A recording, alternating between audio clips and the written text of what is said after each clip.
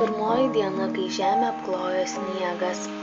Taip, šiandien Norvegijoje jau sninga, o sninga nevienodu ritmu. Tai snaigės lėtai ir tingiai leidžiasi link žemės. Tai jos pašėlusiai ir nekantriai sukasi vėjyje, sudarydamos nepermatomą skraistę. Bet turiu pripažinti, kad jos sukuria grožį. Žemė padengta balta spalva, kuri paslėpia rudenio sukurtą purvą. Gražu. Nors šiaip man nepatinka žiema. Man nepatinka šaltis ir sniegas. O dabar, pravėrus langą, jaučiu įeinantį šaltuką.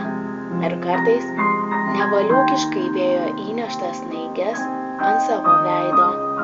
Bet tai manęs neerzina. Priešingai. Aš šypsausi.